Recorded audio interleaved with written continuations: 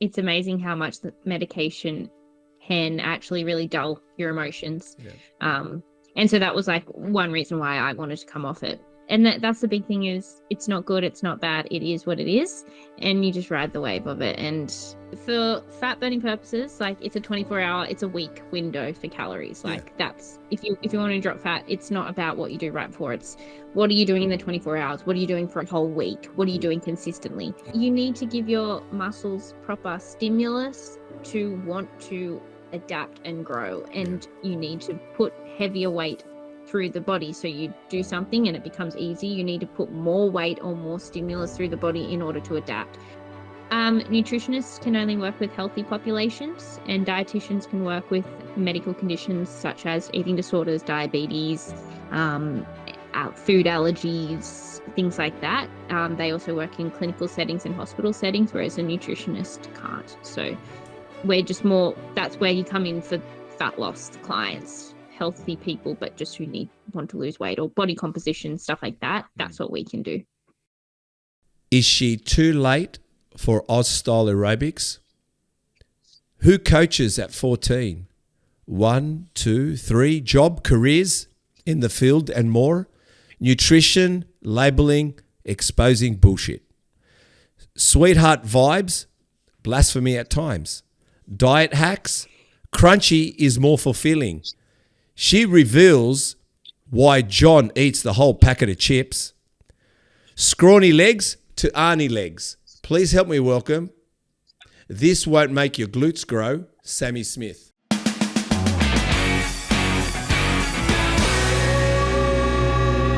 Hey, how are you going? Good. That's a pretty good intro. Yeah, it was good. I feel bad that John keeps getting thrown under the bus. You got to throw somebody under the bus. I mean, that's why you got a relationship. Just keep throwing John under the bus. Exactly. Yeah, good. Yeah. I'm going to start off with an English literature question, and we're going to dissect it, the three of us. You ready? Yeah. Okay. To be or not to be? That is the question. The most famous line in history of literature is Hamlet, which he is asking whether it is better to live or die. To be or not to be? That is the question. How do you interpret that? Oof. I guess if you're thinking it more towards like, is it worth living or dying? I don't know. I guess for me, it'd be what is worth living for and what are your goals, and then what are you happy to take the risk and think of it most, and that's going to look different for everyone. Some people, I'm guessing I'm thinking right down into like how I coach. Yes. And like how some people have the goal of just being healthier or having more balance in their life, or maybe compared to me, for instance, being a competitor, I'm going to approach things differently and be prepared to do things differently to what I might coach some of my clients through. So I guess I hear that as that aspect of what are you kind of prepared to do for what you want to achieve, and is it worth it? It was a bit of a random way to think about it, but that was kind of what popped in my head. No. Well, that's why I put it. That's why I posed it as the first question, because it will open up conversation and us to think outside of bodybuilding when you said that, this is what I thought of. I thought that you're right. What is it to live for, and what is it to, I guess, die for? Now, sometimes, isn't it funny, when you want to live for something, you're actually willing to die for it. So in other words, it's like you are willing to succeed in something in life, willing to die for it. And I guess that's maybe I'm coming up with this, but to piggyback on the back of you, because you gave me a bit more for me to go on, I'm thinking everyone's why in life is different, like their why, yeah? So maybe maybe that's what it is. If you are willing to be the best, in my case, if I'm willing to be the best dad, I'm willing to die to be the best dad. Like, because I want to be the best dad. Yeah. I think that's a good one. I'll ask Chris, but he's pranced off a little bit. But Chris, any ideas on the to be or not to be? I think to be. What? To be. Just to be, huh? To be, yeah. Just to be. All right, Chris says just to be. Just be. Just be. Just be. Whatever Okay. that looks like for you, I guess. Yeah. I was going to say that's probably what I've learned most, What have you learned? like in recent years, is like that like to be looks different on everyone, and you can't judge what that looks like for a different person, because their priorities and what is going to be worth living or dying for is going to be different for each individual person. So yeah, to be is like whatever that means to you, I think. Well, I think if I had to interpret Chris is saying in his own stoic manner, he's saying, just think of what you need think of what you want. So he's saying, if I think to be, that's all I want. But if I put not to be, I'm giving not to be life. So don't think of not to be. Is that true, Chris? In a sense? Yeah. Okay. Well, let's go to the first question. Or let's go into sport aerobics since 9 or 10 years old. Wow, so young. And tell us, what is sports aerobics exactly? Fabulous question. I feel like everyone instantly thinks of like, the Jane Fonda videos or the like funny like do aerobics videos that you see, and it's like it's not like that, I swear. I guess sports aerobics is a competitive sport that is like it's kind of mixed between cheerleading, gymnastics, dance, and I guess the main criteria is like expend as much energy as you can in 2 minutes, showing strength, flexibility, power, speed, like all the elements in like a 2-minute routine in a teeny tiny costume with stockings and socks and shoes on a floor. So that kind of summates what it is. And I compete since I was 9 or 10 up until I want to say I was around 19, 20.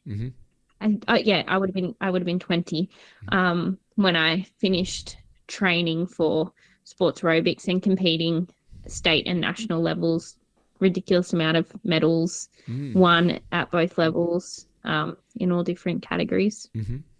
So that was pretty much my life for good 10 plus years. I know. I read that you wrote here you competed till you were 19 years old, and the only reason you stopped was due to a spinal fracture injury. So joys of the sport was it's so high impact on hard floor. So I had tons of injuries along the way. But the biggest one was I actually got a stress fracture in my lumbar spine. Yeah. That meant that I was not allowed to do anything. It was painful just to wash my hair because, you got to arch backwards. Yeah. So that pulled me out of commission for a long time. And I had a lot of health issues as well growing up as a teenager, which affected my bone density. So that kind of put me at risk of the fracture. And then that also prolonged the recovery of the fracture. So bones heal within 6 to 8 weeks. Mine took like 9 months to heal. Wow. So it was 9 months of doing nothing but like walking. So that really restarted my whole fitness journey, and also it was just too hard to get back into the sport and just too risky. So that was me having to hang up my aerobics shoes after all that time with not really any resolution. It was just kind of like, you're done. That's it. Sounds a little bit unfair. Yeah, it was definitely a very challenging time, and definitely led to a lot of other like mental health issues that happened kind of as a snowball effect, and being very lost for a really long time. And I guess that's where then finding like bodybuilding and competing heals that like so much, because it's like the adult version of getting on stage competing for aerobics is being able to get on stage in bodybuilding again. So if you don't mind, because, segueing into little things, Yeah. what, and you don't have to share anything, remember that. You said something about your healing took a lot longer because of health conditions as a teenager. What do you mean by that? You don't have to share it. I'm just thinking anybody out there that might be listening, young girls, whatever you want to share. Absolutely. No. I'm an open book about this stuff. I've talked about it a lot I've done a couple of other podcasts and things on this topic. So I actually had really bad anorexia and an eating disorder for several years. I had mental health issues beforehand, but it really escalated when I was around 15, 16, and was hospitalized I'm sorry. for 8 weeks. Yep. And it's part of my journey, and I'm honestly like grateful for what I've experienced, what I've learned from that now. Yeah. I think it's made me a better person. So I like have obviously you always have regrets about stuff, but like it's a part of me. But because of that, you go through that like female triad where you lose your period for a long time, of like for years and years. You have amenorrhea, and that does affect your bone density. And so I had pretty much osteoporosis. I was on the verge of osteoporosis and osteopenia for a long time, and so it meant that I was at really high risk of fractures, and then also delayed bone healing as well. Just hearing that part, and I want to hear obviously what happened after that as well, because I guess you getting the spinal fracture could probably have pulled you back into a dark place again, because you kind of got yourself out of a dark place, I'm assuming. And the reason I'm saying it as if I know is because I've got a daughter. Her name is Ruby. She's 21. And she never had really an eating. She probably did have eating disorders. There's no denying that. That goes together with that goes hand in hand with depression and anxiety. Eating disorders. They play hand in hand, together. And so I can only imagine being in hospital, going to school, and trying to associate and assimilate yourself into school programs and schools would have been very tough.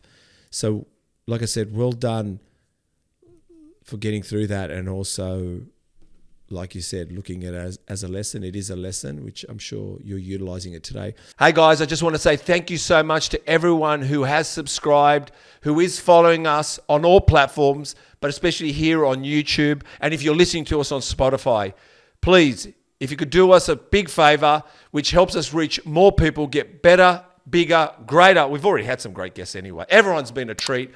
Hit the subscribe button. Hit the notification bell so you're notified every week a new podcast that is launched. And I just want to say a big thank you. But again, subscribe, hit the notification bell, and enjoy watching Muscle Talks podcasts. And you spoke about your spinal fracture injury and that taking so long, but also taking you, I think you said again, to a kind of dark place after it again. Is that right? Yeah, absolutely. So it definitely led to another major relapse in having an eating disorder again. Like to the point of, it was also coming into my final year of uni. So I was, that was my third year. So it came into my final year the year after. But yeah, I had spiraled really badly.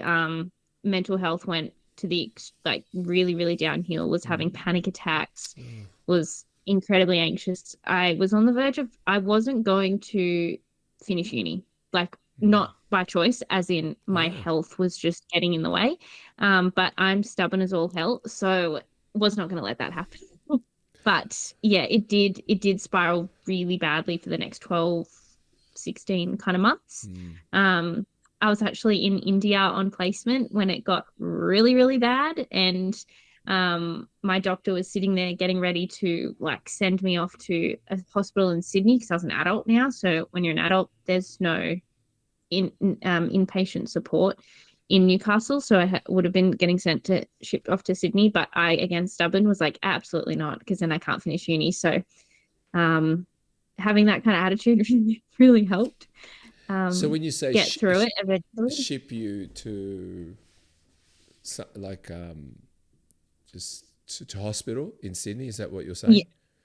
It would have been an inpatient centre. Yep. So inpatient care again. Oh, you know why I'm laughing? All right, this is between me and you. Go for it. I've been there. Okay, I've been there. Okay, I've been there. Yeah. But I'll tell you two things about you and me. We're fucking stubborn. That's one. Me and you are stubborn. Yeah. And two, I, in a very late part of my life, fell into anxiety. And I'm not here prescribing anything to anyone, all right? So I am not a doctor. So anybody that takes this and flies with it, you know, you can come to the podcast as here. But what harmed me was medication. Medication harmed me because it escalated everything. Now, I'm not saying medication works for some people, doesn't work for some people. I've heard people take medication and it says it does nothing, and I've heard people take medication and it done something. But for me, it actually times everything by 4. It was just, it took a long time for me to discover that, but it did take me to places I did not know. But I'll tell you a funny story. Even when I was going through a moment of anxiety and depression, I was thinking to myself, I've got to do something. I just can't hide behind my 4 walls. I've got to do something. So I was actually going to job interviews. But I knew I couldn't take the job though, because I couldn't turn up. But I just go to do the job interview to show I had courage. I was going to show I had courage. That's impressive. So I'd get the job. I got a job at Qantas and I go, thanks, no thanks. I got a job somewhere else. Thanks, no thanks. Because I really wanted the job, but I knew I needed time to heal. So thankfully I've healed. It was a crazy time. And thankfully you healed, and your stubbornness is what healed you as well. Just let you know your stubbornness is the part that got you home. Yeah, definitely. I will I'll just jump on the medication thing, because I do think it's important to say because at first I was really hesitant with taking medications or anything. I was like so anti-meds, and it took a long time to find anything that worked for me as well. So definitely, like, I think I just want to advocate for like seeing a psychiatrist over just your GP when it comes to any sort of medication for any sort of mental health things, because that's their specialty. And it took until that point to actually have to rechange everything we were trying to find medication that worked for me. But it's not a forever thing either. I'm like probably about 2 weeks off being off all my medication since after, oh my gosh, like literally nearly 10 years of being on medication. How are you feeling? Oh my God, I've actually been incredibly emotional lately. It's been talk to me. Weaning off medication sucks. Like, it is not fun at all. And it's been a 12-month journey to get here. But it's something that I've wanted, because it's just something that I've wanted to do. And I feel like I have the tools to really handle things better without medication, and maybe like some supplements and things might be beneficial. We'll see what happens. But I just like, I definitely think that medication is good for some people, doesn't work for some people. And like, I'm a huge advocate for seeing a psychiatrist, even though they're incredibly challenging to get into. It's hard, but worth it, definitely. Well, hey, I'm Jamie from Pawtion. And I'm Steve, Muscle Talks Podcast.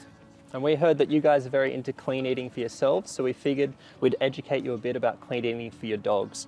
That's why Pawtion has decided to partner with Muscle Talks and give you promo code MuscleTalks25 for 25% off your first order at pawtion.com.au. That's pawtion.com.au. And if you continue ordering through Pawtion, please use Muscle Talks 10 and that gets you, with continued orders, 10% off. We're quite excited to be part of Pawtion.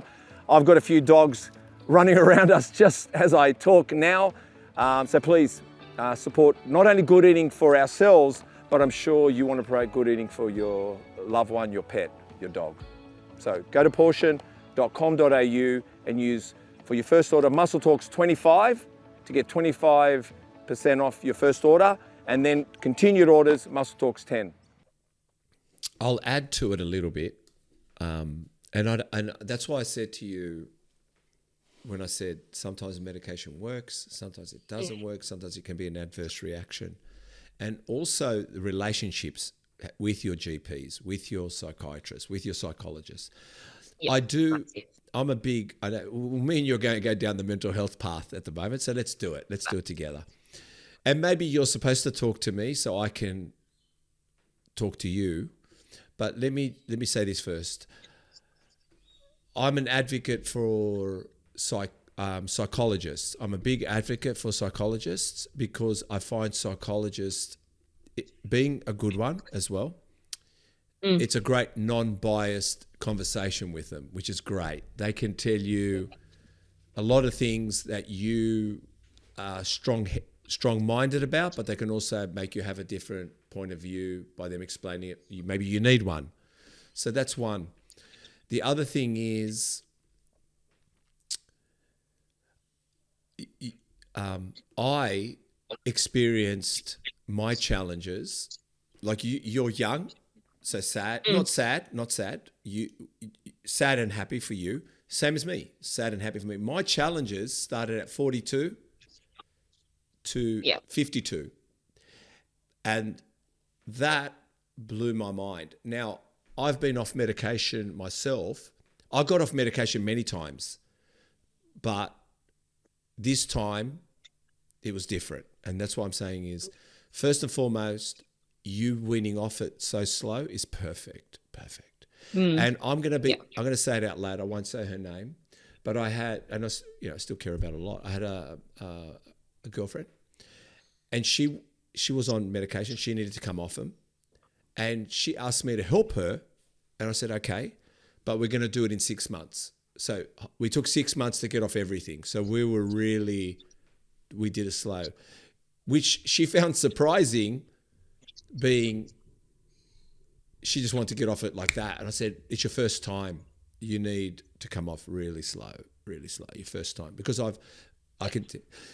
but I'll say this to you, Sami, and just remember this part for me. Remember this part. When you do get off medication, again, I'm not a doctor, guys. I'm not a doctor. I'm not a psychiatrist. I'm not anything. Just everyone know this. But what I do know is when you do get off it, and I'm really happy you are, and I think it's the right thing, hear me out, know this. When you feel like shit one day, you're allowed to feel like shit. When you cry, I want you to cry. What I'm saying is I don't want you to feel, oh, that's because I'm not on medication. It's got nothing to do with medication. When you are ecstatic, it's got nothing to do. So what I'm saying is we have forgotten to let our emotions run their course, which can be 1 day, 1 hour, 1 minute, 2 days. You could be angry for a few days. All I'll say to you is embrace your emotions and you're going to be okay. So that's my final word. I 100% actually do agree with that. And that was like a big thing that I've noticed is that it's amazing how much the medication can actually really dull your emotions. Yeah. And so that was like one reason why I wanted to come off it. And that's what I have been experiencing. So it's, and that's the big thing is it's not good. It's not bad. It is what it is. And you just ride the wave of it. And that's something you got to learn as well. And that's why working with a psychologist alongside, like I've been with one for years and years and years and learning all of those skills. So then when times does come up, like for me now, I still have panic attacks, but I can feel them now and I can sense what's happening and I pick up the symptoms and I know how to kind of work my way through it. So it doesn't turn into a full blown panic attack like it used to, where John would be there being like ready to call the ambulance. He didn't know what to do. Whereas now I'm like, okay, I can see it, I can feel it, this is happening, and I've got strategies to kind of work through it. So I think it's a whole holistic picture as well, and it's different for everyone, but that's at least been my experience. So yeah, I agree with that. Yeah, and again, I know we're sitting on this subject for a little bit, but so be it, because I mean, the universe does funny things, and maybe you got to talk to me, and it's for a podcast. What I do know is when people see you're feeling all this right now, and you're mistaking the numbness, the dullness as, oh, I've got to go back to that, I shouldn't be feeling this. What I'm trying to say to you is the dullness isn't normal. Life is emotions. So you're feeling life. Life's coming at you because you numbed it. So right now it's going to be three-dimensional to you. So just what I'm trying to say to you is laugh at it. Embrace the crying. Embrace being angry with John. Just embrace. What I'm saying is embrace it, communicate, and give yourself time to get past it, and you get better at it. That's all I'm saying. Like I said to you, it's a perfect. Like I said, I'm excited to find out more, and I'll say it quick. Promise me keep in contact with me a little bit. I'd like to know how you're going. I mean, you know what I mean? Like I'm being serious. Like just. You can message me on IG. I know I'm saying it out loud on the podcast, but you can always reach out and say, hey, podcast host, or Steve's my name, obviously, and say, like I've just kicked the bins in the kitchen, and I'll say, all right, make sure you put them in the corner, back in the corner. That's all it is. Just put the bin back there. You know what I mean? Like, don't worry about it. So good on you. I'm very, I'm excited for you. So I wish you all the best in that area. Thank you. Yeah, no, it's going fabulously. So it's good. But yes, let's switch gears to fitness stuff if you like. What's next? Next is you were a gymnast coached at 14. Is that right? You were coaching at 14. Is that right? Yeah. So I did gymnastics for a little while, and to be honest, was not my sport. Was not fabulous at it. I'm scared to do flips and things, which is can't really be good at gymnastics without doing that, but I was a good coach. So I did gymnastics coaching from a young age I think I remember it was like 14 or something crazy young, and then transitioned as well into being an aerobics coach, and was that for many years, and did like different kind of fitness classes within our aerobics studio as well. I also was on the international coaching team for Australia. Wow. In 2016, which was a really cool experience. Yeah, I read that. So, yes. Yeah, that was super fun going to Vienna, and being one of the coaches, which is very cool. So coaching for me is like literally since I was young. I noticed, like I said, I'm reading your notes here. That's why if you see me looking down, I'm reading notes. Yeah. I'm reading notes about you. So you graduated school and you studied physiotherapy at uni, but at the same time you did Cert 3 and 4 in fitness, yeah? And then you did obviously your nutrition too at the same time, yeah? Yeah, I don't like to make anything easy on myself, so just doing a uni degree wasn't enough. Yeah, of course. So I did my Cert 3 and 4 whilst also at uni. What's your star sign? What's your star sign? Can you guess? Are you good at that? Aries. No. Wait a minute. Wait a minute. It's a calm down. Wait a minute. Not Aries. You would be Scorpion. Right. No. What are you? I wouldn't know how to guess other than my own. I'm a Leo. So. Oh yeah, no, my daughter's Leo. Yeah. Leo's good. Yeah. That's why, because I'm an Aries. I'm an Aries, and I was a kind of, oh well, she's possibly similar to me. Yeah. Okay. Yep. You don't make it easy for yourself. Yeah. So did my Cert 3 and 4 in fitness, and started working in the industry in that aspect of things, whilst at uni. So I worked as a PT and then also as a group fitness instructor at an F45 for a while, until I fractured my back. Pretty much was when that had to end as well, because I couldn't do anything. I had to be like, for my clients, I was like, you're gonna have to put the weights on yourself, and I just have to stand here, and I can't demonstrate anything. So I had to put a hold on working as a PT for a while with my back, and then obviously my own health and everything. Yeah, you don't make it easy for yourself. And also Cert 4 in nutrition, yeah? Yes, I did that one as well. I think there's a lot of coaches out there who do nutrition without having kind of qualifications to back them. So for me, also having a physio degree, I wanted to have proper qualifications that could cover me for insurance, and not just for knowledge as well, but like so that it could be covered properly as a physio as well. So that's why I chose the direction of doing a proper like nutritionist certification, which is the equivalent to doing a nutrition degree at uni. Is it? Is it the Cert 4? Is it? Okay. You mentioned... not dietitian, but nutritionist. Nutritionist. What is a nutritionist to a dietitian? What's the difference? Nutritionists can only work with healthy populations, and dietitians can work with medical conditions such as eating disorders, diabetes, food allergies, things like that. They also work in clinical settings and hospital settings, whereas a nutritionist can't. So we're just more, that's where you come in for fat loss clients, healthy people, but just who want to lose weight or body composition, stuff like that. That's what we can do. You mentioned something about not many people do it but offer it. Is that happening a lot in the fitness industry? I mean, I can answer that myself, but but I'm not a personal trainer.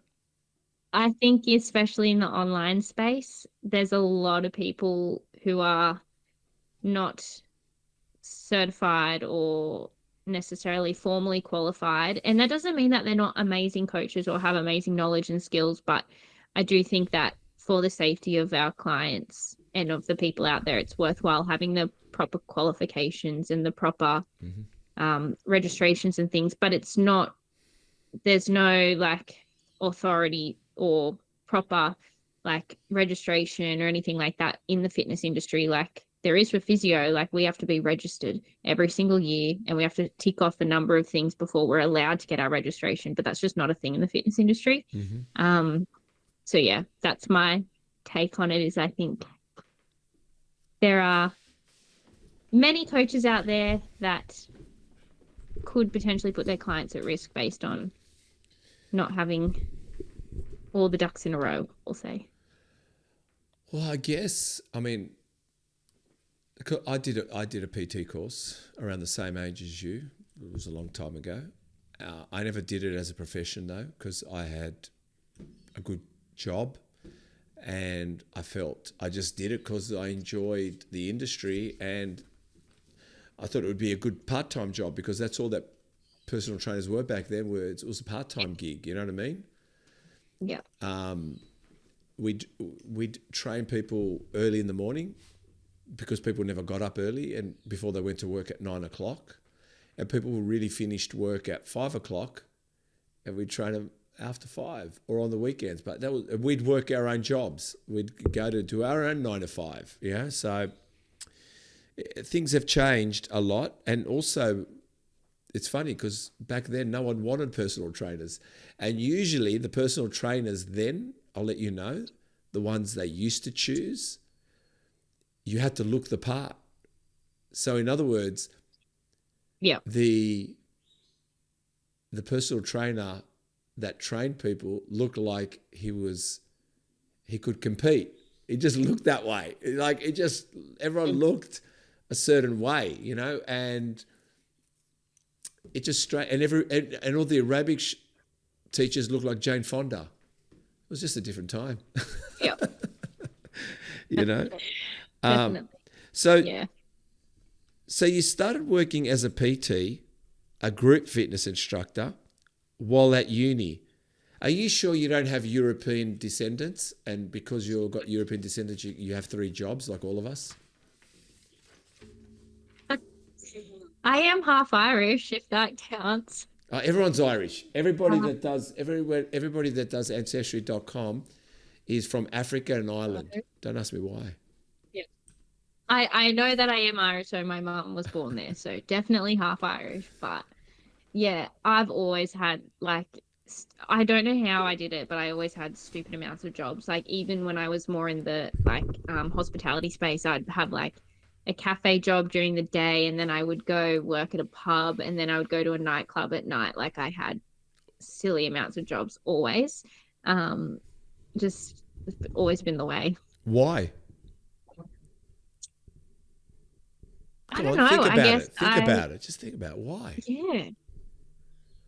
I had 2 or 3 jobs, but I'll tell you why. Because I wanted to buy property, so I was wanting to invest. So I wanted money, so I did it because I wanted money. I'm saying is, it doesn't necessarily mean you have to be like that. But why you? Why were you that? Is that what you wanted? What was it? Why 3 jobs?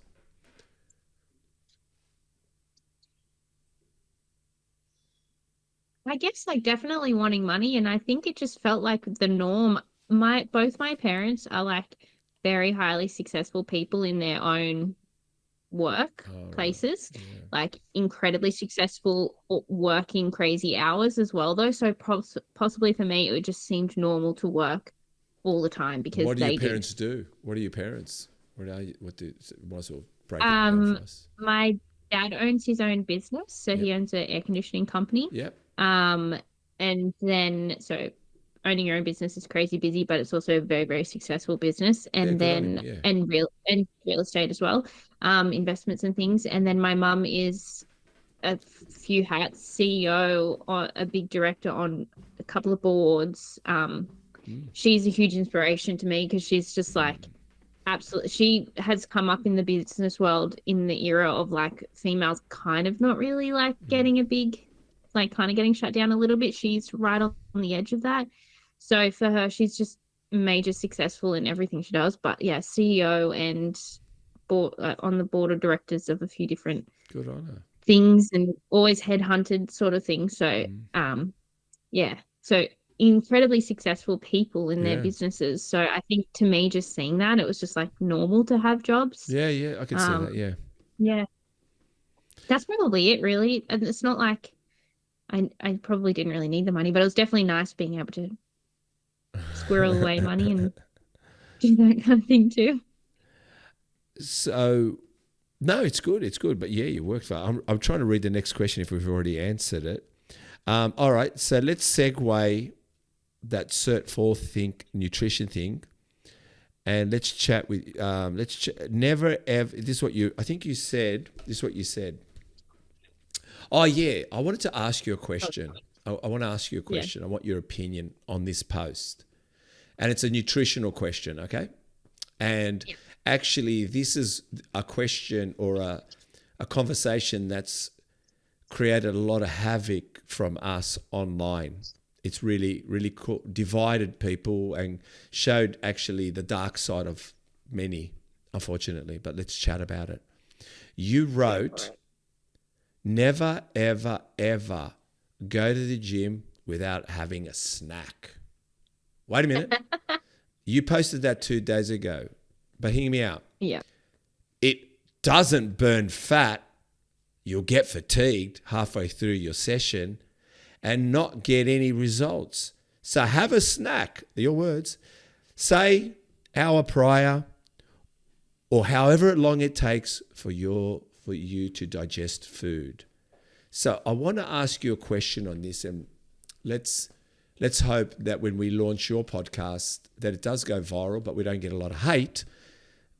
Don't you think your comment here about having a snack before a workout is the word that people believe isn't happening, which is frequency and fueling and optimization? Meaning, sure, you don't have to eat all day, and sure, you don't have to go to that. Meaning, you can go to the gym and eat at midnight. You can get up in the morning, go to the gym, train your heart out, come home and not eat, have your dinner and go to bed, and then everyone goes, that's calories in, calories out, and that's fat burning.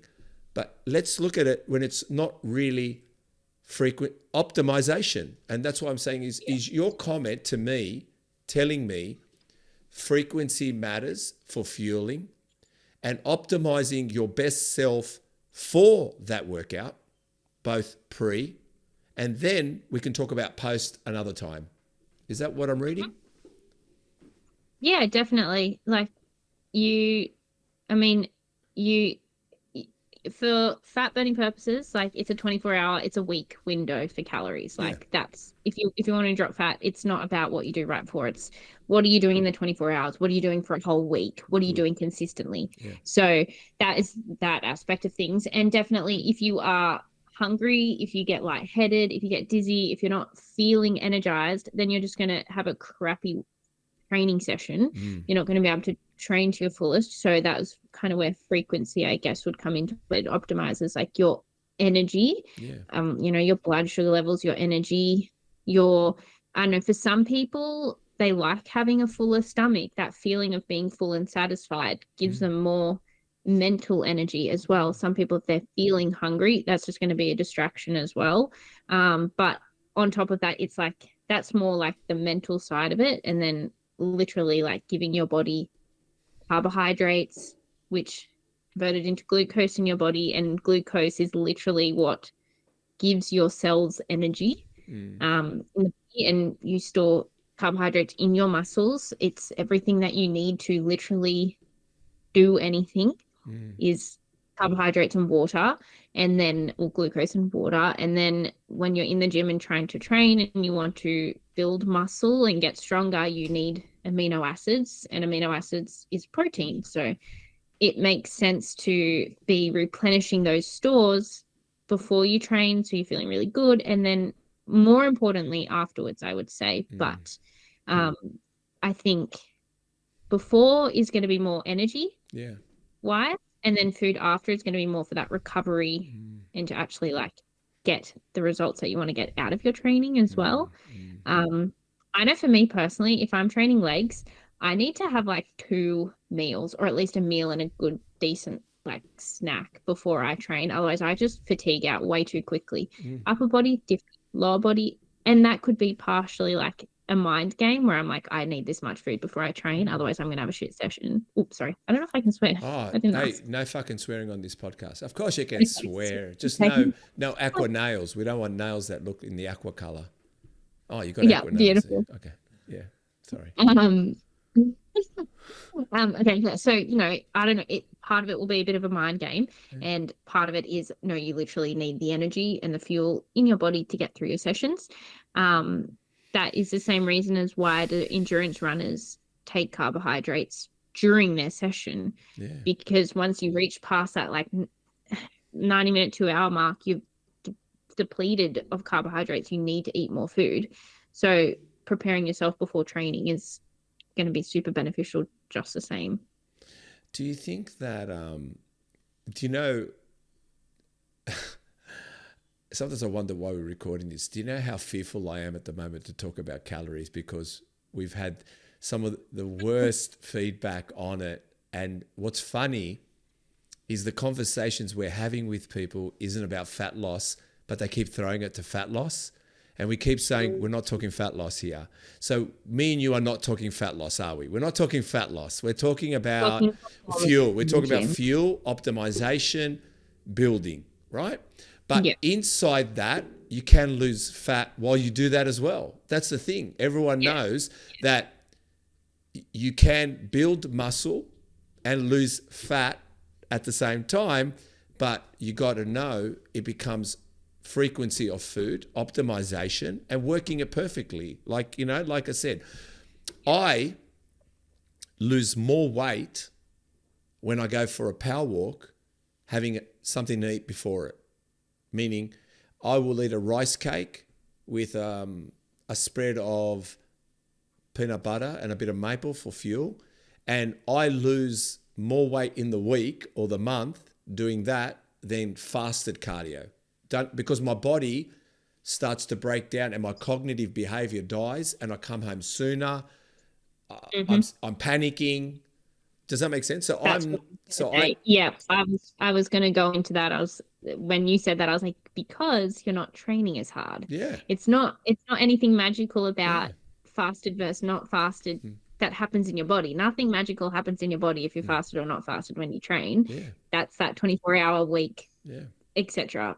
That causes fat loss or weight loss. Yeah. It's that you have less energy. You might get blood sugar drops. You might feel dizzy. You might stop training as hard or not do as much, and that is what causes the difference. And that's something that took a long time. I think a lot of people get fearful to eat before cardio, for instance, and things like that, because they want to do fasted cardio. But into my head, I'm like, I want to eat so I have energy, so I actually go harder, so I burn more energy, if that's the goal. So yeah, I agree with that for sure. And there's a funny thing, and I don't know if I've shared it on the podcast, but I'll share it with you. And I think everyone's intelligent, but I think you'll work out what I'm trying to say. Firstly, how many gallons does a car tank usually have? Is it like, 40 gallons, 40 litres? What is a tank usually? So I'm a bit confused. What does a petrol tank usually hold? 50 liters. I think around 50, at least for my 50 litres? 50 litres, right? Liters, yeah, I don't know gallons. So no litres. So let's say this. When you put petrol in your car, you can't put 60 litres. You can't. You've got to put 50 litres. Then why do we have E10, 95 and 98? Why do we have 3 types of fuels when it's all fuel? And that's why I try to tell the bodybuilding industry that donuts doesn't equate to chicken breast, and chicken breast doesn't equate to certain other things. What I'm saying is it depends your journey and how you want the motor to last. And also when you use better fuel in a car, it becomes more fuel efficient. So that's what I'm saying. Like, it's the bodybuilding industry. Like, that's why when they talk about fat loss, I say, okay, it is calories in, calories out. I get it. Like, I understand. I'm very fearful at the moment of all this. But what I'm saying is, but isn't it still the same what those 2,000 calories are optimizes your motor, everlasting motor, and maybe lets that motor go longer? Because in a car, it's a tank. It's 50 litres, like you said. But you've got all these choices of petrol, and your mechanic says to you, Sammy, your car's a brand new car. You want to preserve the motor? Don't use E10 or use a high octane one. And racing cars use high octane fuel. Like, what I'm saying, it's the same tank. That's why I feel with that's why when you mentioned people, nutritionists and dietitians, I don't know, like I said to you, there's a big fight. Everyone's fighting, what I'm seeing in the food industry, especially because I think the numbers have been given to us, thankfully. Thank you for giving us numbers. But that's been given to us by the food and alcohol industry so we can gauge whatever we want in between. So that's what, does that make sense what I'm trying to say? It does. It does. Before I properly answer it, I want to caveat everything, because I think this will help you as well with your fat loss. I was just thinking about this. Good, tell me please. Yes. It's anything in the scientific world, any experts or anything like that. If you ever hear anyone say most circumstances it's black or white, this or that, then you say run. Because nothing, there's no black or white answer to anything. And the more from a scientific perspective, because I am technically a scientist as well, doing my PhD, so I'm a scientist. Yes. And so the more, the better the scientist, the more they'll say, I don't know, it depends, context is required, it's very great. So when you're even saying that, I'm like, yes, I agree a lot, but there's also circumstances where sometimes you think back to ultra marathon runners, just get whatever food they can stomach in. Who cares what it is? Just get food into them because they need it, right? It's better to get the calories in. But can I just... in some circumstances, you're correct. It's better to have the high quality food, and that will make a difference. So yeah, it does depend. Because I was keen to come in and apologise. I wasn't trying.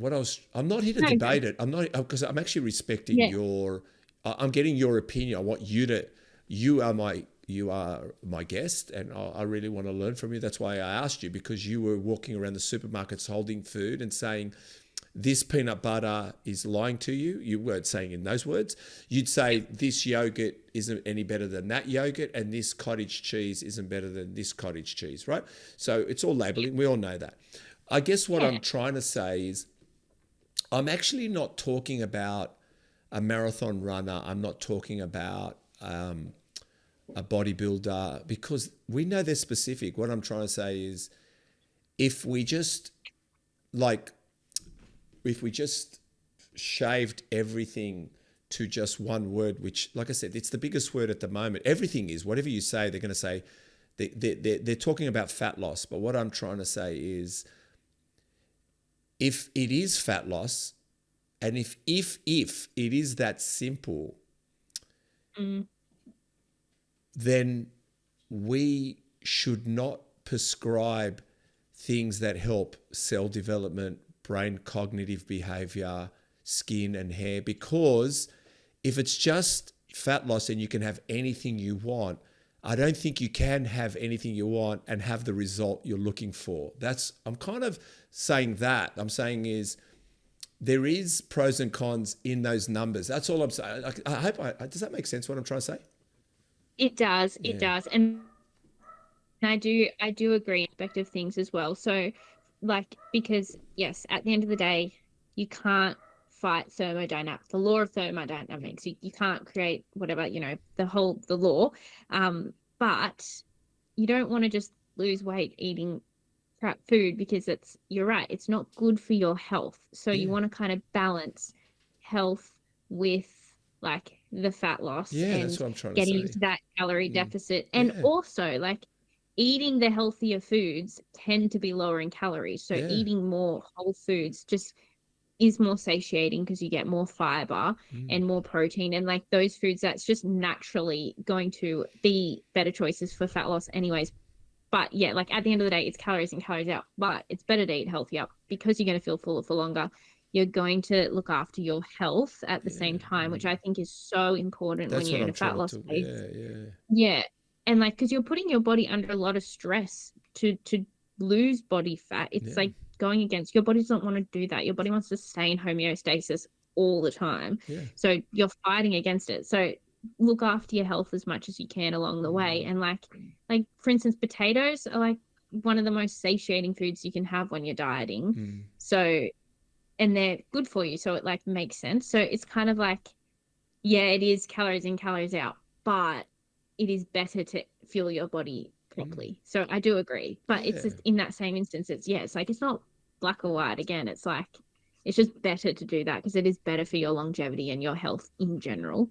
But I guess the point of saying like, but it doesn't matter as much, is so that it's not so depriving and like you have to eat whole foods and you cannot have anything else at all. It's like, no.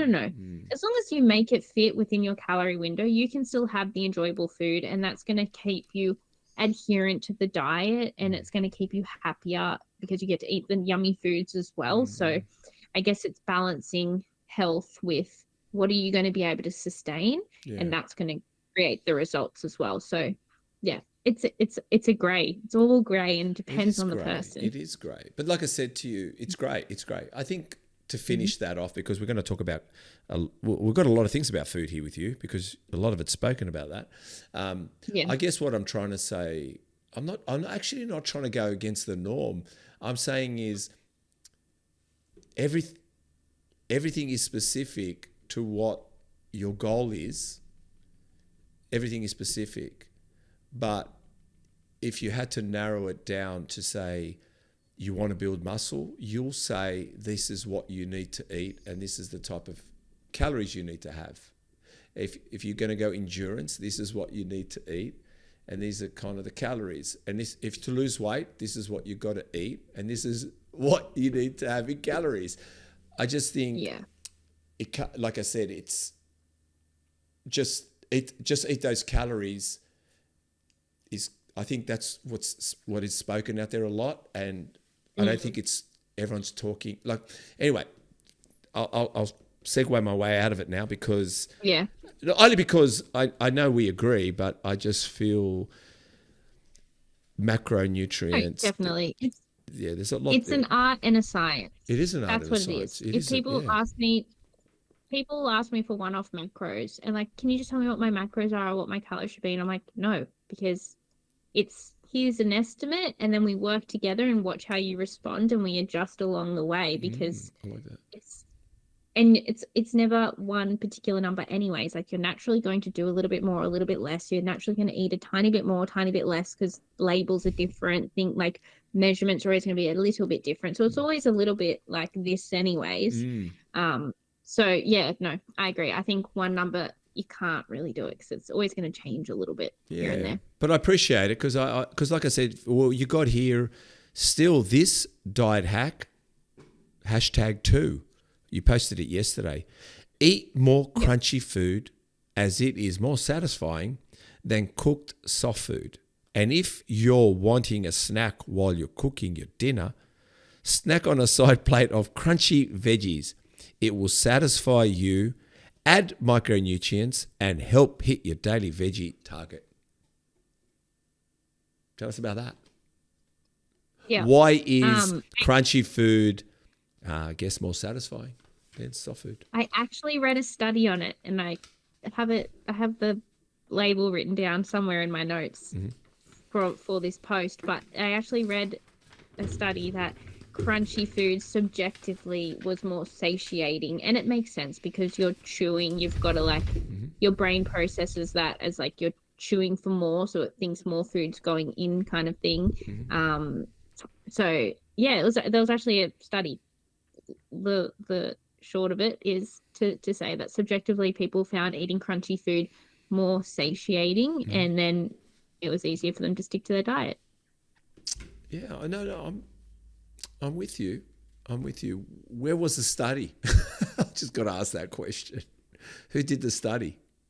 As in, yeah, what honestly, could not even. Yeah. Like as in where in the world? Or? Yeah, was it a university study? It was, what was the study? I honestly I couldn't tell you now. I read it quite a while ago, Oh, that's but I okay. have the DOI for it. Okay. So I'd need to reread it to be accurate with it. I've read a couple, but I do know I read that part of it. I apologize. No, don't apologize. You can understand. I'm very scared about food talk. It's been a harrowing week. Fine. It's been no, but everyone's going to laugh on the podcast because it is what it is. Okay. This is why, oh my God, this is why you're fucking up your diet. Really? Come on now, Sami. Here you are at the supermarket and you're telling us pre-made recipes. What should we do? About pre-made recipes. What should we do helping to lose weight and calories, and why do we need to swear? Why do we need to swear? Because we're Australian and I feel like we swear a lot. Okay, that's I true. have a trucker mouth. I really have to hold myself back. So It's okay. I don't mind it. but I will say as well, a lot of those things, like it's unfortunate that it is kind of annoying that we have to use hooks and we have to be really black and white in the start of our content to grab people's attention because our attention span is like 3 seconds long. So I actually get frustrated sometimes where I'm like, yes, this is what I think, but I also think this, and this, but to get content out there, you have to swear, you have to say things that are one-sided to shock people. So that's probably why I swear as well, a little bit. I reckon if you wear a Rolex, you should be able to hook bait them in. Just put an expensive watch on. You know what I mean? Because they're going to comment about your watch. Yeah, it's not going to work. Yeah. You need a Rolex. No, So put a Rolex on, and a big one, big Rolex, and you watch what happens. You're going to thank me for it. I want royalties from that when you do it next time. Okay? Yeah. Okay. But yes, with that one, yeah. So that's why swearing. But do you want context on the post as well? Yeah, of course. That's why. Yeah, so, of course. No, the swearing you've given me, and I've given you a tip. So, how to hook bait people. Do something like. And then I guess that was one big thing is it's really challenging to it can be really challenging and really easy to have nice, delicious food one with easy meal preps. And it's something as simple as choosing a different recipe base, such as like the jars of butter chicken or the jars of teriyaki chicken. Yeah. Like it could be the difference between a couple of hundred extra calories versus 20 or 50 if you pick the right mix. But you wouldn't know that unless you took the time to read the nutritional labels. And I guess I've learned that through doing meal plans for all my clients, is like finding what's going to be really good options for them. So then it's a lot easier and people don't have to have the chicken, broccoli and rice, and they can have yummy food. So yeah, that was the background for that video, and I quite like doing that. And so I'm going to keep doing some more. Got to keep finding sneaky, easy ways to swap for lower calorie options. Do the supermarkets mind you with sitting there with your camera, or are you doing it quickly and getting the hell out? Well, we try and go like first thing in the morning, so they're really quiet. And we're quite very mindful of like if there's anyone in the aisle or if there's anyone near us, we kind of don't do it and just try and be quick. I don't know if supermarkets mind or not. I'm sure they're like probably getting sick of all of us doing it because it's so many of us are doing That's it. what I'm saying. But There's a supermarket everyone- and there's 100 influencers in there. yeah, I guess it depends where you live. I feel like maybe I live in a quieter area so I can get away with it. But Wait, are you from? Oh, you're in Newcastle. Okay, I'm in Newcastle, Yeah, so no, yeah, I don't think there's too many of us, hopefully. But yeah, just that's depends on the time of day and just being respectful. Like if there's someone trying to buy something, they get priority. Like we'll redo it as many times as we need to. Other people get priority, and so I think it's just key being respectful when you do it as well. So I think they're trying to stop tripods in gyms, right? So now they're going to stop tripods in supermarkets.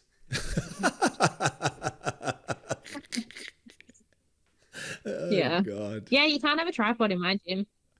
They're really anti-filming at the gym I go to. It is. Yeah, well, I don't know. We'll see how it all seems or looks like in years to come, because it was a great build-up. So then tell us about your high protein swaps. Yes. So I feel like it's a really common question I get is like people ask like, I can't eat enough protein. I really struggle. How do I hit my protein?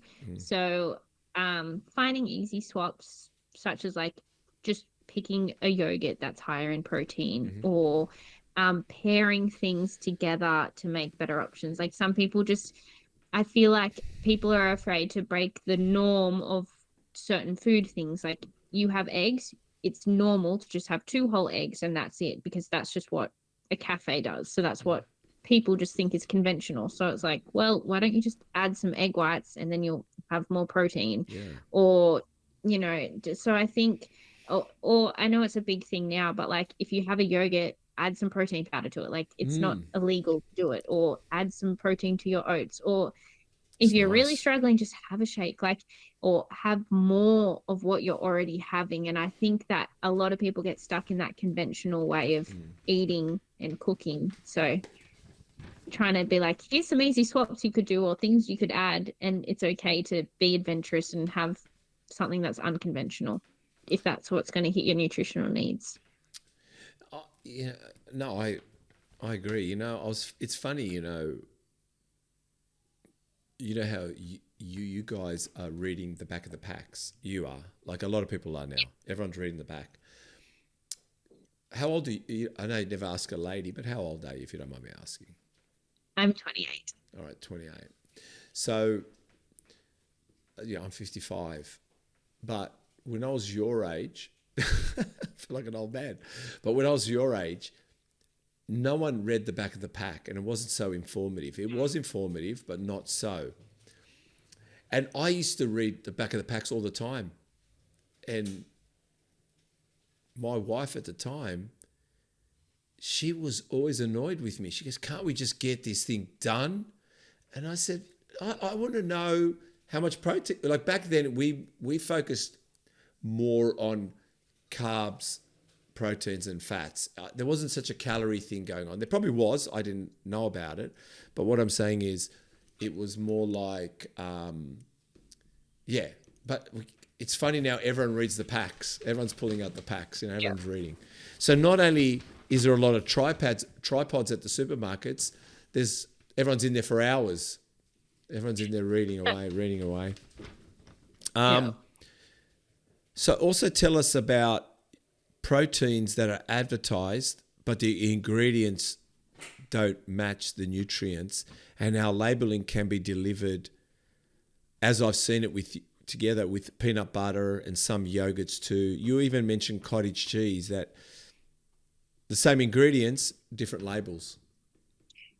Yeah, so I think it's probably just like a money-making thing, to be honest, like for companies to say that. And I think just like the marketing's just like running on the hype of everyone being like, I have to get my protein, I have to get my protein. So they just like, they put labels on it that are just going to make you want to buy the option that says high protein on it. But it's funny because then you're like, it's like as if they one day they're going to have 2 pieces of chicken breast and one of the labels are going to say high protein chicken on it, and people are going to just buy that. Oh my God, you're right. Yeah. It's kind of like that. But there are some that are actually higher in protein that I have found, but there is a lot of things that I know that people will buy just because of that exact reason. And the Milo was a really funny one I just happened to see. And the difference was literally 1 gram. It was something, I'm pretty sure it was like 1 gram between normal Milo and high protein Milo. It's like, you can't label it like that just because it's got like 1 extra gram of protein and it's still only got like 3 grams per serve. It's not really worth it. Yeah. So I think a lot of it's that marketing for money probably, and it just confuses people, which is probably the most unfortunate part, is because there is so much information out there. They just like overcomplicate it, and then people just go, nah, it's too hard. So yeah. It was a bit frustrating. Yeah. No, I've seen it too. I see it with, because that's why I look at the labels.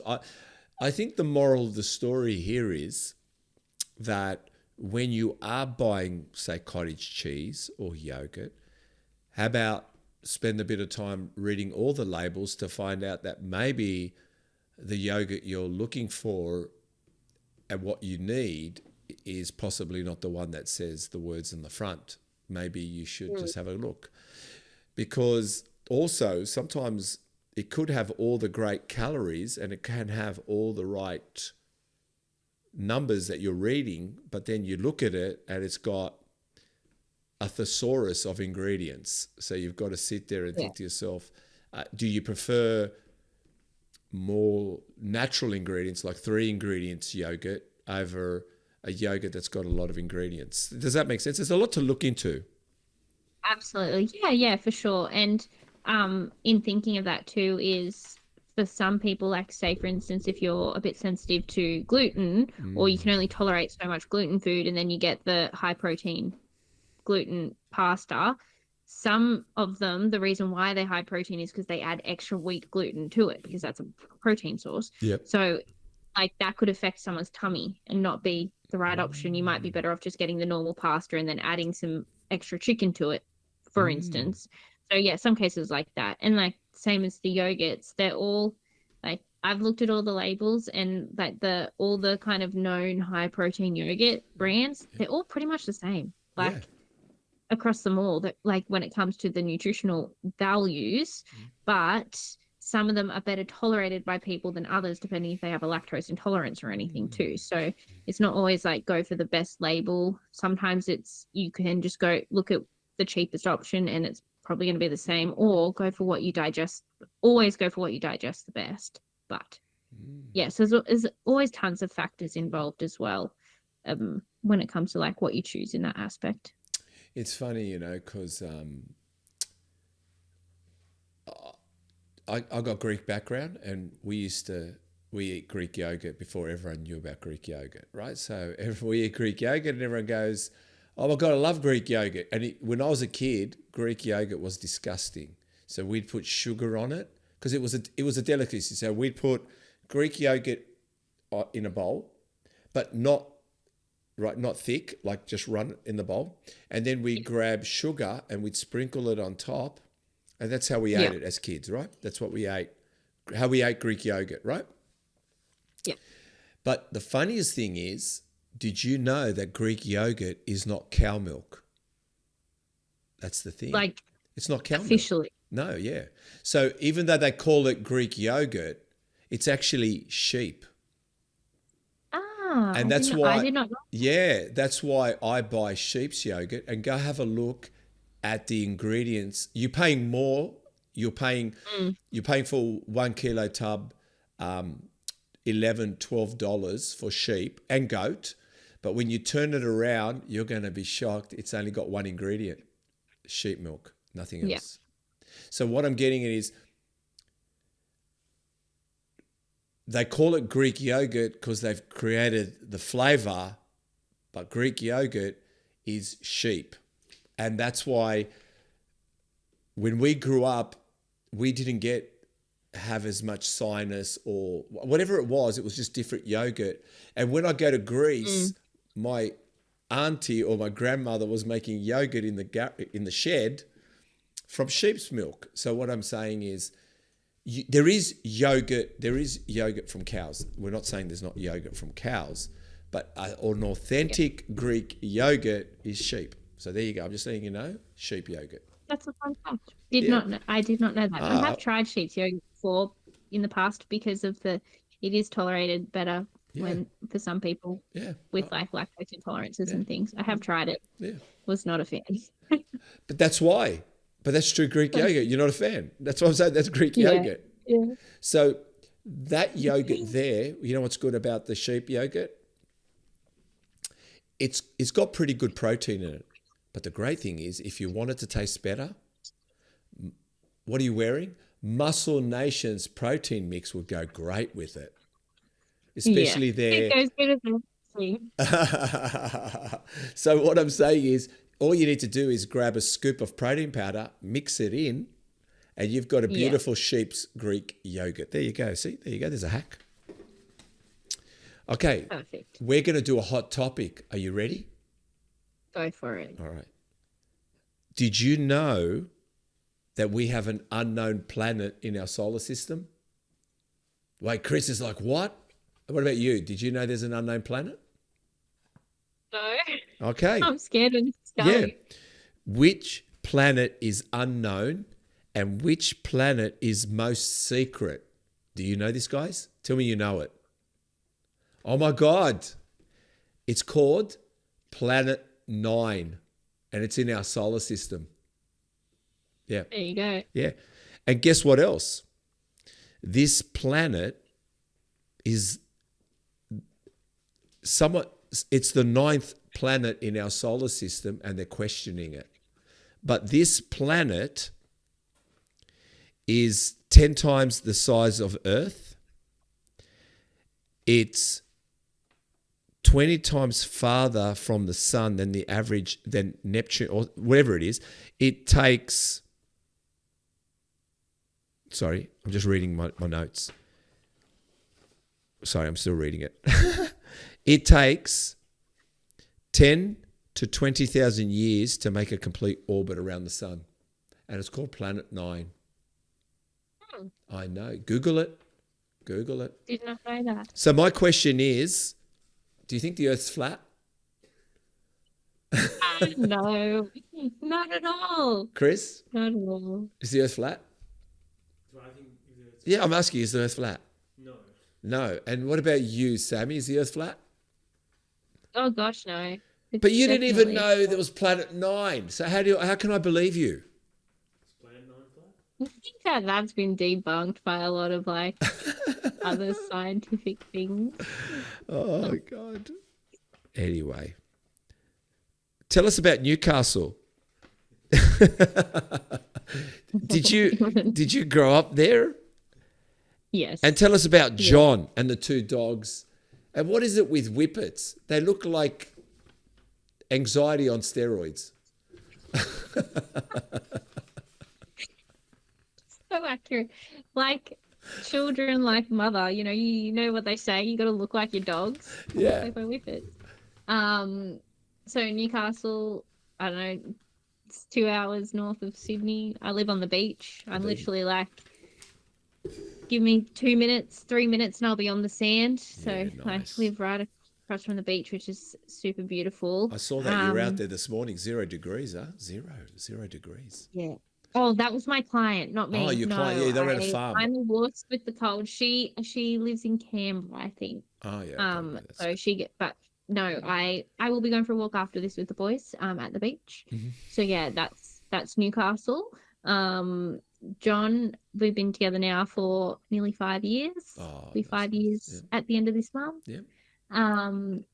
And my whippets are surprisingly that they're not coming to interrupt with this call, because normally, I think I heard movement. Normally they're in here, but I have Yeah. Lenny and Frankie. So Oh, nice. Lenny is 4 and Frankie is 2.5. Mhm. We adopted Frankie when he was 1, so he's a rescue. So he really is anxiety on legs. Oh, yeah. God. Lenny's a princess. He does not have any fears at all. Much to my annoyance sometimes, because he has too much confidence. But Lenny was actually kind of like a what's the word, like a service dog for me, kind of thing. We got him for my management with panic attacks. Actually, Okay. was like the original reason for getting him. Did you get the right dog? Yeah, he's brilliant. Oh, good. Good. Whippets are the best breed. They're the best dogs. They're just super chill, sleep all day long. Do they? They go wild when you take them to the park. Yeah. They look like wannabe greyhounds. They are. They're that middle ground. They were too big to be Italian greyhounds, and they're too little to be greyhounds. So they're in the middle. They're a bit sturdier, which is good than the Iggies, but they're small enough that you can sleep with them in your bed. And I also know that John can't put a packet of chips down, apparently. Is that right? So John is... But who can? But who can, really? Who can? Yeah. No, he will eat a packet, but he will leave this much at the bottom. Why? Because then he feels like he hasn't had it all. It's I'll watch him roll it up. He doesn't do it now, but now that he has his little mini packets now, but if he gets a big packet of chippies, they're gone in about 5 minutes. I've done his trick, and what I found is 15 minutes later, I go grab the packet and think it's a new moment. It's a new moment. Does that make sense? So I'll finish it, roll it, put it back in the cupboard, sit down, wait for about 3 or 4 ads, and go, oh, I feel like some chips. Gonna finish it now. Yep. Oh, God. Yeah. That's probably his biggest weakness. It is a chippies. weakness. I think that and chocolate. I don't know about you. I can't leave. I can borrow a block of chocolate, and I can't. I'll go, all right, one sleeve. And again, I'll go sit down. I'll go, oh, come on, just one more. And then you go, fuck it, I'm gonna have the whole thing. That's why you got to buy the individual bars. I do have a video coming out about that one soon as well. Oh, I'm looking forward to it. To get into the bars.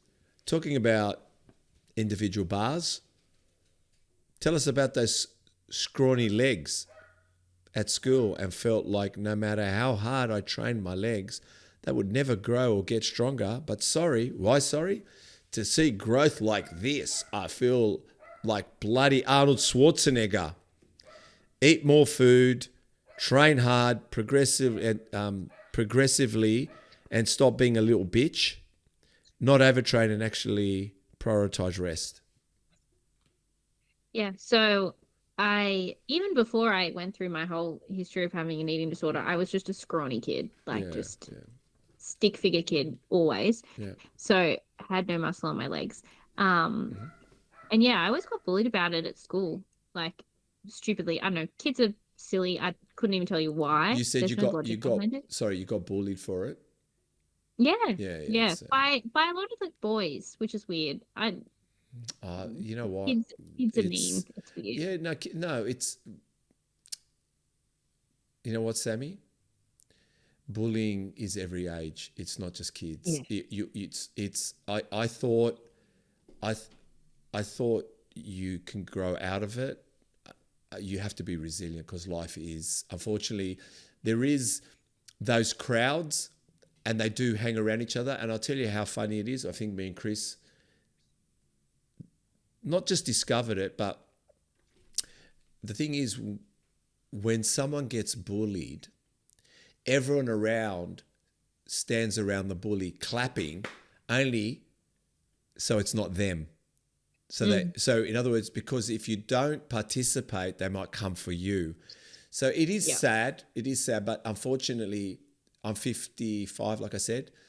Bullying's still happening at my age. There's bullying. There's bullying at all ages. It's in the DNA. It's in the world. The only difference is that you're not subject to a school ground anymore, and you can walk away, which is a great thing. Yeah. So tell me about that, which is sad, but you're strong. And you have resilience too, right? Yeah, like people can say anything, virtually anything to me now, and like I'll either give them a rational response back or just be like, whatever, it's fine. So we learn skills as we get older as well. More resilience. You might give them the bird. All that. But yeah, so that, and then obviously going through my eating disorder and everything. So I like build some muscle up, and then I would lose my muscle, and then I'd build some muscle up and lose it, and just going backwards and forwards. And then I definitely went through an era of overtraining. I would be training twice a day. I remember doing it. I did F45 twice a day, every day. It's like 7 days a week. Yeah. You really believe that, don't you? You believe that's going to benefit, and does it?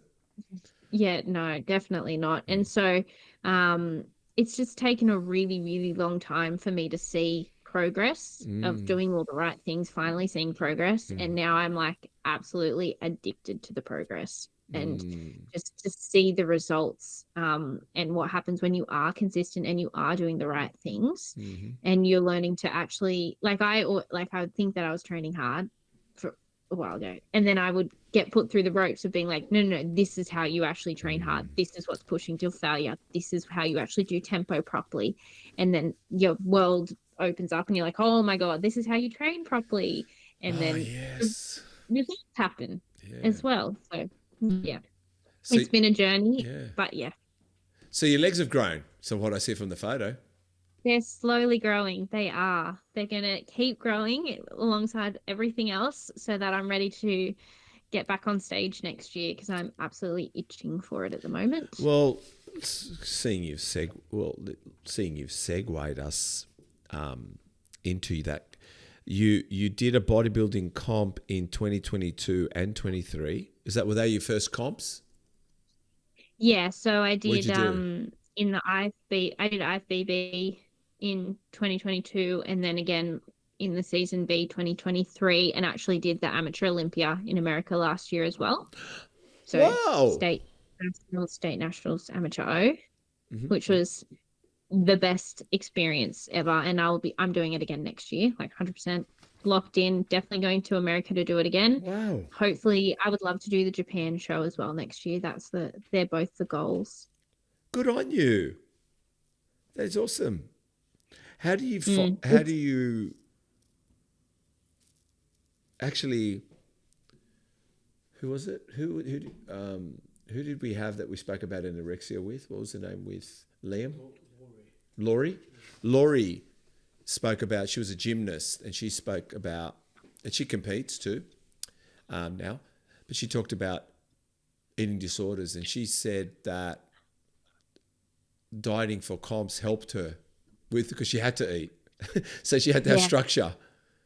Is that true? Yeah, I definitely think, and a lot of people were really scared when I first said I wanted to compete because they thought it would spiral into that. But in fact, it's done the opposite for me as well, because you can't build muscle if you don't eat, and you can't go through a prep. Even though you're dieting, you still have to eat the right foods to be able to get through that dieting process. And then your carb up and everything. So you literally can't compete if you don't have a good relationship with food. And so it was like an incredible challenge for me. I was in a good place to do it as well. I will say I was well recovered before doing it, but it's only helped. And even my expanse of foods that I would eat, everything, it's just been it's actually been insane how much better and how much it's helped me as well. But it won't work for everyone. I want to caveat that. It's for me it was amazing, but it could be a trigger for other people as well. I think post-comp blues is a lot of triggers I'm hearing, and how people eat after the comps. That can be a bit concerning. But I have to say, look, I don't think not Chris, but I don't think. No, I didn't know I had an eating disorder till it was over. What I mean by that is, I would wipe the sauce off chicken. I would eat grilled everything and boiled everything, and we're talking about not for a couple of months, for like 10 years. And when I look at it, I actually know it was really good, but I can't repeat that. And it did play with my mind, second guessing things because I was that strict. But I don't think you can. Besides the bodybuilding industry, I'm saying is you can enter bodybuilding, but like I said, you can do training. But once you enter bodybuilding, you are going to have highs and lows till you work it out. And then you realize, hang on, overtraining's not good. Rest is good. Food is good. Training is good. Hey, it's all good as long as we balance it out. Yes. Does that make sense? Yeah. Absolutely. But at the beginning, you've got to throw it everywhere. You've got to go extremes here, a little bit extreme. You know what I mean? It just does it. Yeah, you learn what not to do so you can teach everyone what to do. Yeah, and that's when you actually enter the game properly. Like you go, right, I'm in now. I've entered the arena. So it makes it stop if you want to grow. Stop this, or stop if you want to grow your glutes. This is the worst mistake you're making. And if you're trying to grow your glutes, stop hiding in the corner with your little booty bands, 2 kilo dumbbells. This is not how you grow your glutes. Lift weights that are challenging and train to failure. What are your tips? So this is on the back end of, often when I go to the gym, I need to put like goggles on because I always see girls still doing the little booty band exercises, the little tiny weights in the corner, that I'm like, you're honestly not going to get any progress. And I'm sure you're scared to get out in the weights room. So I'm hoping that my content will reach them and then they'll go out and train. But you need to give your muscles proper stimulus to want to adapt and grow. And you need to put heavier weight through the body. So you do something and it becomes easy. You need to put more weight or more stimulus through the body in order to adapt. And I kind of like the analogy kind of thing of, it's like you're at school, and when you learn something, you go up a grade, you learn something new, you go up a grade, you learn something new. Your body needs that exact same thing in order to grow muscle. It needs that continuous stimulus to adapt. Otherwise, it just adapts baseline, no change. So I think that's the biggest thing that I'm encouraging in that. And don't be afraid. Girls think they're going to get, I'm hoping that I don't think it's as common a fear as it used to be, but thinking that lifting weights would make you bulky. I don't know. I feel like I'm a very good model to say lifting heavy weights does not make you bulky, because I'm trying my damn hardest and it's challenging. So hopefully that helps too. But Brett Carrington, he answered that question by saying he's been training for decades and he can't get bulky. I do know Brett. I know Brett. Yeah. So he even said he's training. He trains hard. Every guy trains hard, and we can't get bulky. And we're men, so we can't even get bulky. So a female is not going to get bulky by lifting a heavy weight, I think. Yeah. So that's my biggest take there. 200 hours yoga teacher training in Bali. That you did that after uni. What was that? So what's this 200 hours? What does that mean? So that's just the level of kind of teacher you're at. So in the yoga world, you can do a 200 hour or a 500 hour, and it's just kind of like the next level up sort of thing. So 200 hours, like the entry level kind of yoga teacher training. Yep. It was kind of like my reward to myself when I graduated uni. So I went to Bali for, I think I was there for 6 or 7 weeks. Holidaying and then also doing the course. And it was like literally the best experience of my whole life, meeting people from around the world. But it's a very it's not just the learning as well. It's like a lot of mindset and a lot of, I don't want to say like it's spiritual, but it's like the yoga version of spiritual kind of aspect of things. And yeah, it was the coolest experience. And then I did teach yoga for a number of years as well, afterwards. But I would do the course again just for like how amazing of an experience it is, to be honest. Yeah, no, it sounds, I mean, yoga's quite zen in a way. But yeah, you did part-time physio, part-time CrossFit coach, and yoga teacher. Here you are again, all three things going on like normal.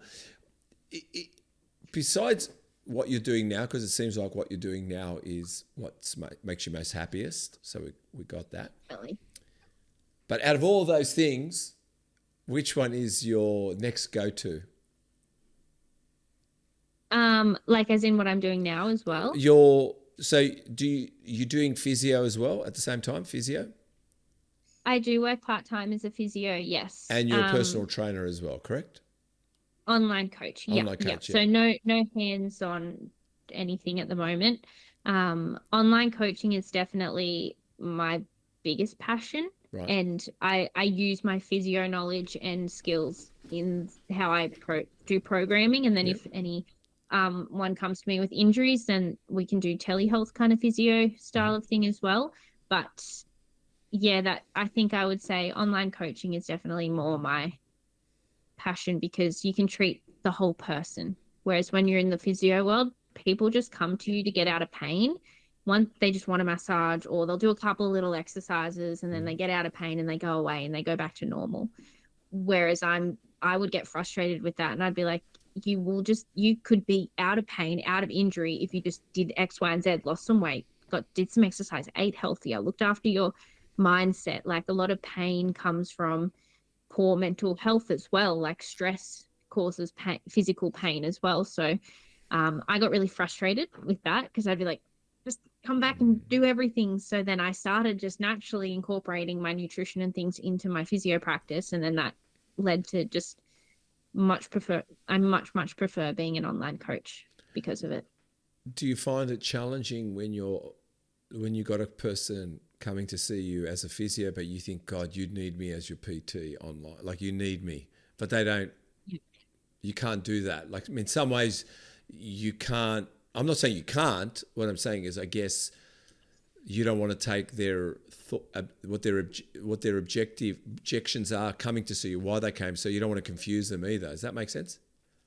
Yeah, absolutely. I was really lucky in the workplace that I was in, though, that I had a lot of autonomy and I could do that. So when I will be talking about the injuries, I could start to talk about nutritional strategies to help their injuries. And then that did snowball into that. And like my first couple of clients were actually physio patients turned into clients along the way as well, actually. No.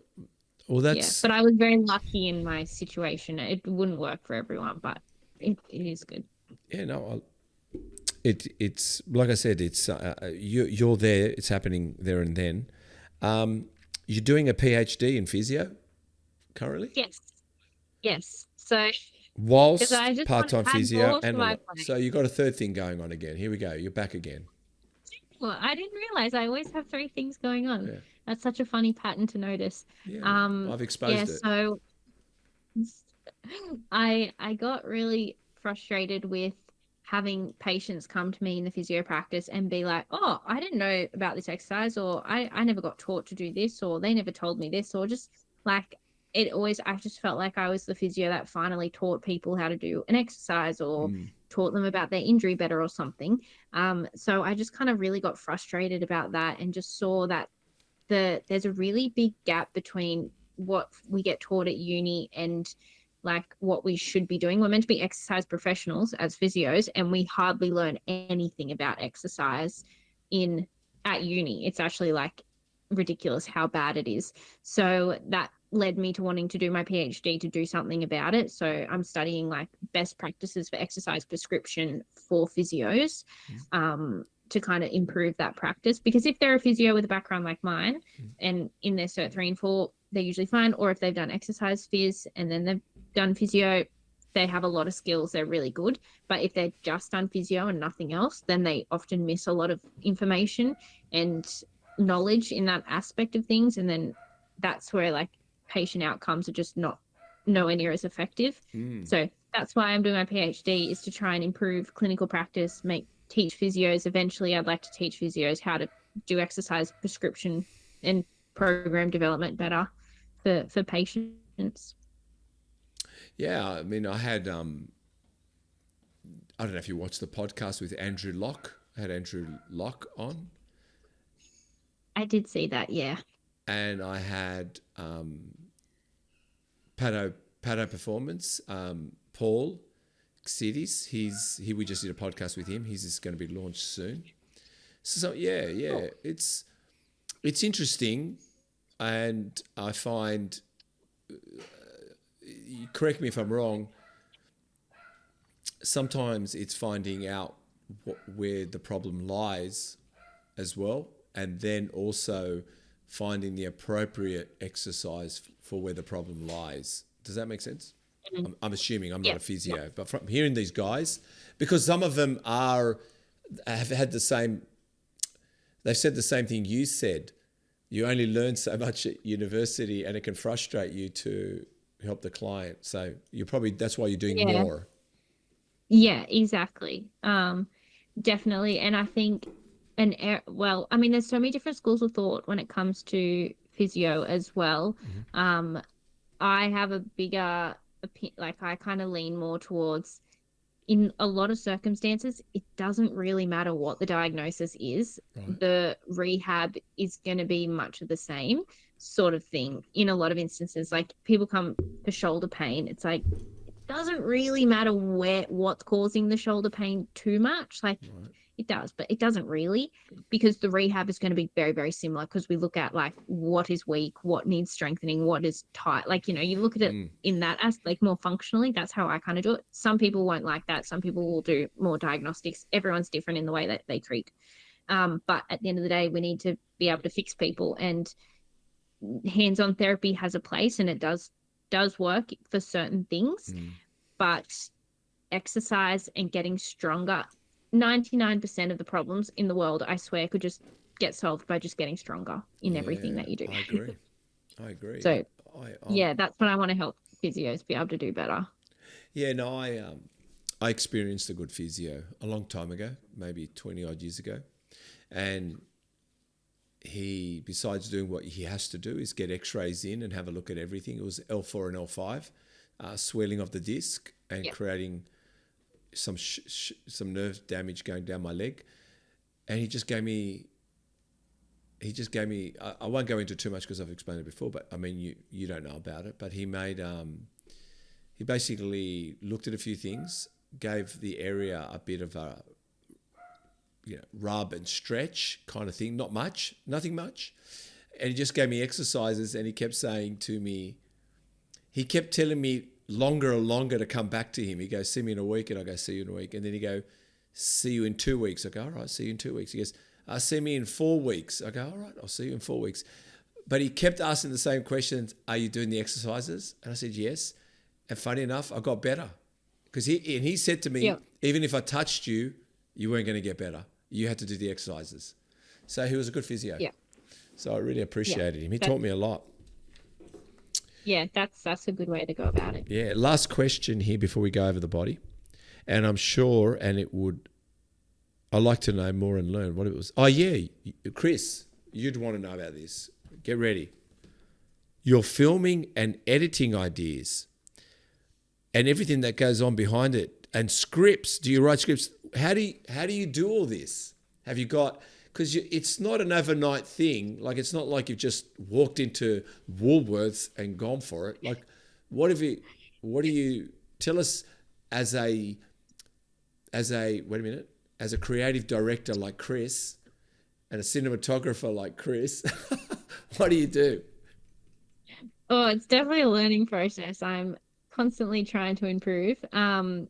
So I have business mentors that have helped me a lot too, and I constantly am getting my content audited to try and get it better and better as well. But yeah, it's like the ideation, getting different ideas, whether that's borrowing ideas from other creators or going based on what clients are struggling with, things that I'm hearing a lot. So different ideas, and then scripting. I've learned that you really need to script so you can keep things concise, because beforehand I'm a rambler, you've noticed, and so script it out just to get it into short sentences, and then reread the scripts, try to break it down into being like cut the fat, what we don't need to know, what people don't care about.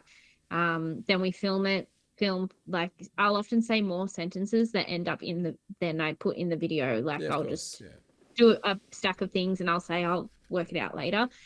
And then film it all, and then I edit everything. And it can take a while to edit it, and I go from there. It's the ideation, scripting, filming, editing. It's a process. It takes, and being relatively time poor, so it can take a couple of weeks from filming to posting as well. Oh, how about that editing? How frustrating can that be sometimes? Like sometimes the millimeter, you just want to take away the smirk, and you're there forever trying to take away a smirk. You go, look, I just want to finish with my smile, not my smirk. And you go, I went too far, and then I went too far here, and I went too far there, I went too far here. Yeah. What about the filming? The dream will be to have a videographer and an editor. What about when you film something? I know Chris is that's right. That's Chris is he's smiling. I told Chris we can do everything on an iPhone, but we bring in all these lights and cameras. I don't know what he thinks we're doing. But how about when you want to say something and you realize when you go back to your camera or your phone and you realize there's 35 takes that you got to delete. You didn't know you said it 35 times. You know what I mean? You go, that's a lot. Yeah. Delete. Yeah. It's way more helpful when I have John helping me film, because he probably films most of it, but then sometimes obviously he has a job, he needs to go to work, so then I've got to use the tripod, and I'll like film it, and then I'll go back and look, and I'm like, I'm not even in frame. I'm like half out of the video, so I'm like, I have to do it again. So there's lots of retakes, that's for sure. So you're telling me if you're walking through the supermarket and I don't know who John is, I just have to look at the guy holding everything with a scrunchy face, like thinking, oh my God, here we go, we're filming again. Is that right? That's John? Yeah, that's him. You know, we just use an iPhone, so I only use an iPhone, so it's there you go, as Chris. obvious. Only uses an iPhone. Chris, get rid of all your cameras, Chris. Well, she can use the Apple Watch to see the frame. What? She can what? She can connect the Apple Watch to see the frame. You can connect your Apple Watch to see the frame. I actually tried to do that, but I swear it didn't work when I was doing video. It only worked for photos, and I was like, Chris, didn't know. It does work. Chris says it does work. I'm gonna have to try that out. That could be a life hack. Well, maybe just send a message to the Muscle Talks IG, and if Chris will present himself to us and type something for you, you'll be the lucky one. So maybe you can ask Chris. You know what I mean? If you can, if you can help us with his royal presence. Hi, Yvonne here. I'm thrilled to be working with Steve from Muscle Talks. Please go to rockcreek.com.au and join in on the collaboration with Steve, and use your Muscle Talks 10 discount code to buy any products that you'd like. All right, ready to go. Ready to go. We're going to go over the body, okay? So Go for it. So I'm going to tell you a body part. All you need to tell me is one exercise, sets and reps. Nothing too technical. We're not going over a whole routine. I mean, we are, but we're not. And if you don't train it, or you don't really train it out there with people, you could say, don't train it. That's all. Okay? Go for it. All right. Traps. Traps.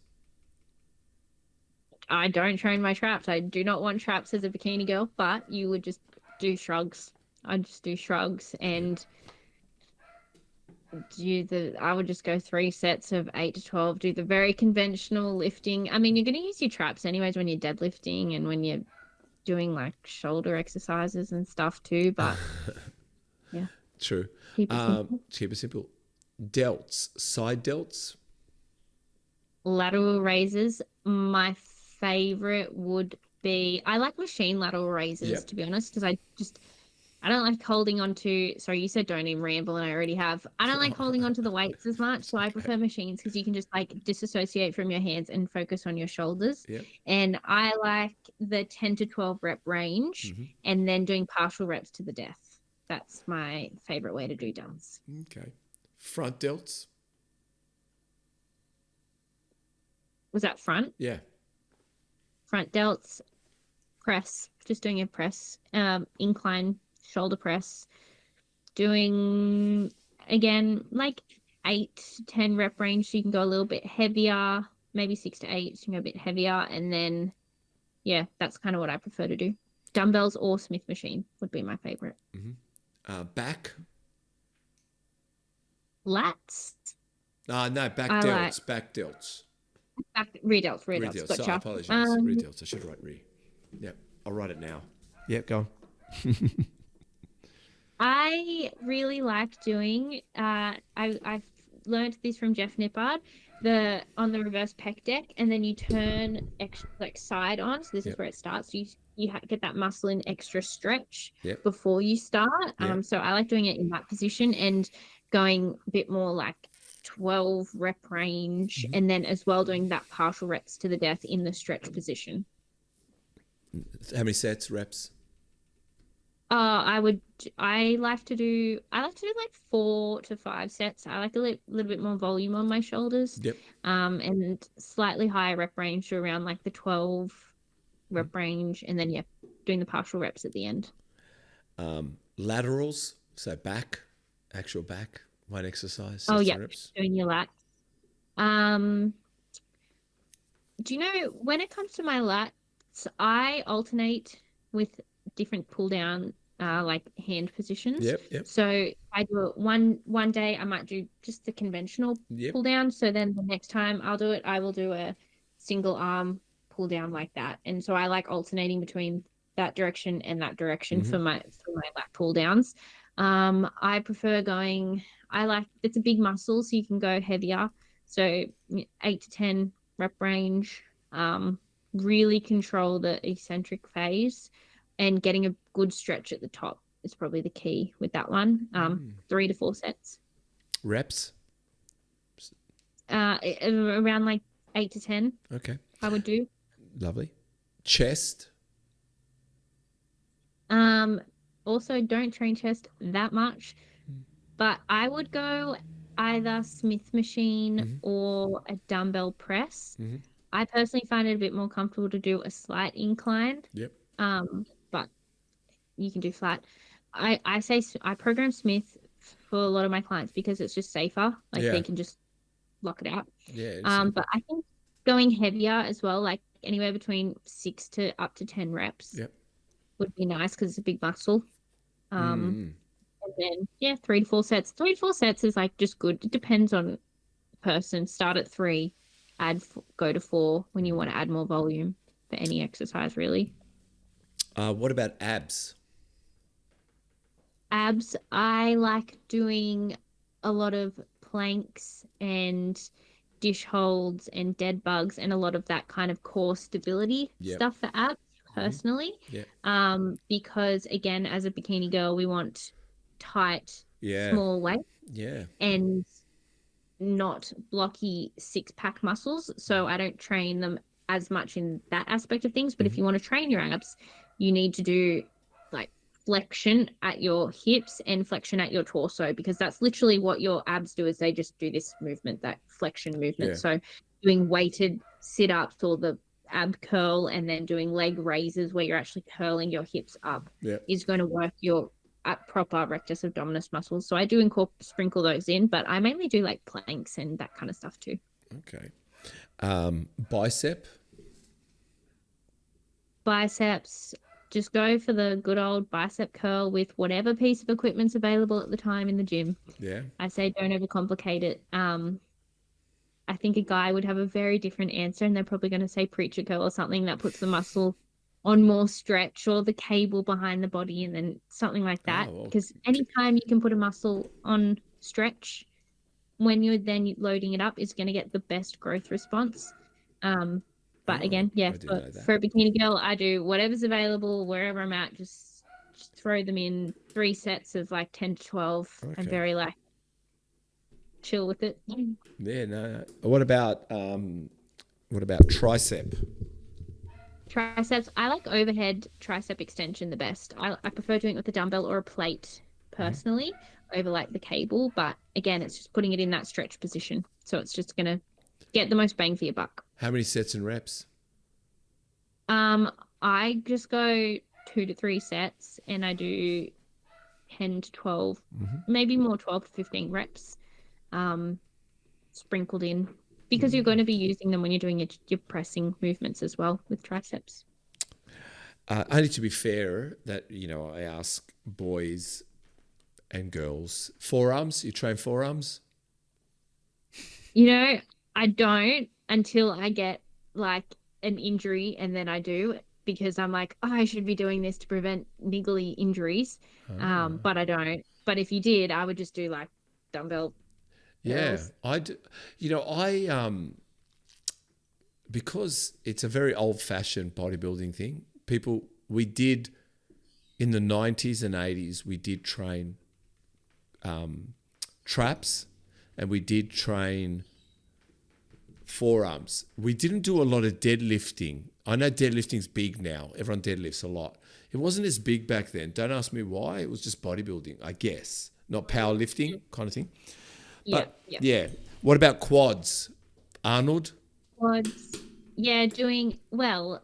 If any movement like squats, lunges, all those things. So always doing a machine squat is my favorite, like hack or pendulum squat. Yep. Because that's just going to really bias the quads really nicely. Yeah. But you always have to do a leg extension no matter what, because you will not hit your rec fem enough without it. So you need to do leg extensions and squats and lunges for your quads. Okay, 3 sets, 4 sets. How many reps?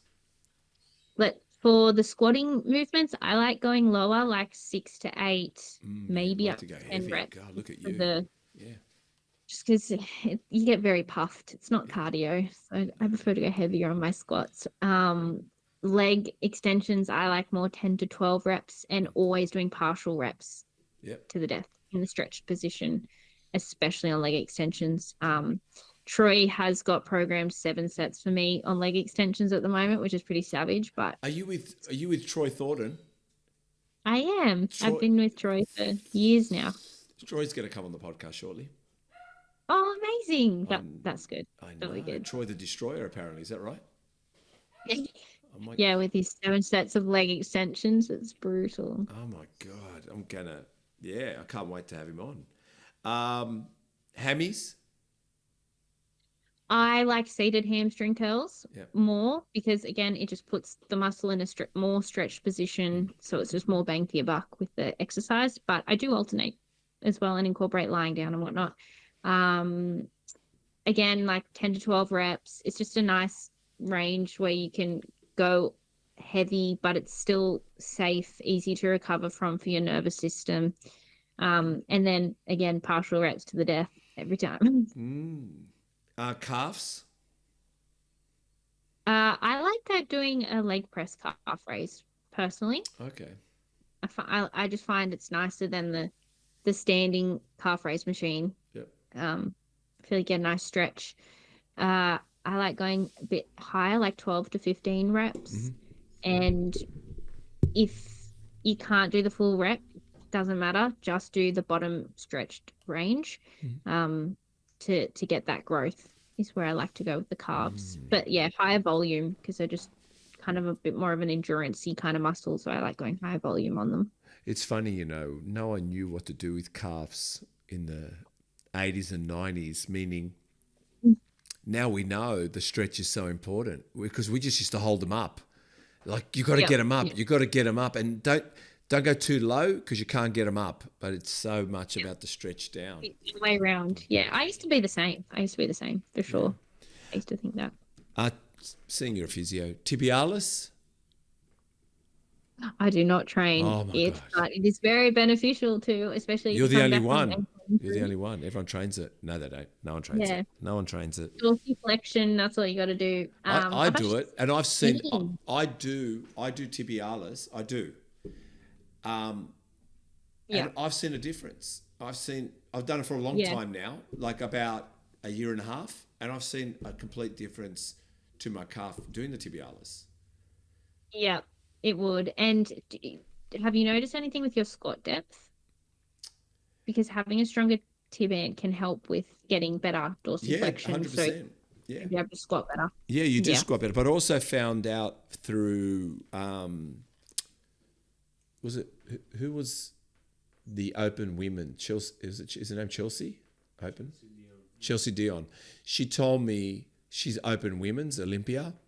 She told me putting 2.5, 1.5 kilo weights behind it, elevating your heel, gives you a better squat range, opens up your quad better by elevating your heels onto, like I said, some weights or something. You know what I mean? In a squat. So, Yeah. It just takes off how much you need to move your ankle, and it can help shift your weight distribution as well, especially if you have longer legs. Like for me, squatting is actually kind of hard because I've got really, really long legs compared to my torso. So elevating your heels shifts where your center of mass is. So it does make squatting easier for that aspect as well, and for the range of motion, definitely. And let's finish with glutes. Let's get out of that corner. And what do we do for glutes? Everyone's going to say hip thrusts, and hip thrusts are fabulous for your glutes. Yeah. But I love lunges and squats. Oh, we've gotten in trouble for hip thrust, because I've questioned it for boys, and what's her name? Philippa? Yeah, she basically told me I'm no good in bed if I don't do hip thrusts, and I've realised I'm no good in bed. Mind you, I haven't been with Philippa in bed, but I'm just letting you know I've been no good in bed. I'm no good. She said you're no good in bed if it. So yeah. Oh, I got no idea on that one, but It's hip hilarious. Thrust, they target the glutes. Glutes do hip extension. Hip thrust is a hip extension, so it's a fabulous exercise for that reason. And I do them 3 times a week. Yeah. And I get an amazing glute pump from it, definitely. But you like your go-to is. Yeah. I like squats and lunges, not just because whether it targets it more, but they're just more fun to me. Like I feel like I'm moving more weight, or it's just feels more fun than laying on your back kind of thing. Doing the hip thrust isn't just not as fun to me. So that's my only reason why I prefer squats and lunges. Alicia, who is wellness, she's in Queensland, Alicia, she said the same thing, squats and lunges, I think she was saying, if I remember, Chris. Yeah, I think she was the same about. Yeah. And she actually did amazing overseas in her first pro comp. I think she came third, so she did really well. I think I saw that actually. Yeah. Well, I think she won it. No, I think she not won it. Whatever she came, it was second or third. One of those two positions. I think it was a place thing. I do recall seeing that. But just like the other weekend, it just happened. Oh no, that's one of her clients. That's another girl that did a comp, but Alicia is opposing teacher. But Alicia is trained by Scott Goebel, and that happened at the beginning of the year. So we had Alicia, and Alicia also likes flybys. I'll just let you know, she loves a good flyby. She goes in, seeing you go to the supermarket, she does enjoy using her flybys. So tell me something. What can you tell me about Troy? What should I expect from Troy? I don't know. I've never asked anyone. I've never asked anyone, so I'm asking you. Actually, no, I don't know. I've been with Troy for I think it's been nearly 4 years now. Yeah, okay. I want to say it's been 3 or 4 years. It's been quite a while. I can't remember, but I would say that he has really, really good attention to detail, and I think he's got an interesting filter with his different opinions on the bikini world, but he's got a lot of like expertise and experience. So he's got a lot of knowledge in the field as well, which is really cool. But probably one of my favorite things about working with Troy too is that he's always open to learning, and like he'll even ask me questions, I'll ask him questions. So he's like, That is great. one of those coaches that's not, it's my way or the highway. It's all a very like, he's always trying to get better and better, which is really cool. I heard he's I don't know if the word is a conversationalist, but I think it's the way he talks to it's his availability. I heard it's his availability and the way he talks. Like there's something about putting confidence in you, but he's also there when you're hitting the wall. That's what I've heard from Philippa told me. Yeah, I would agree with that too. And I think That's a pretty unique when coach.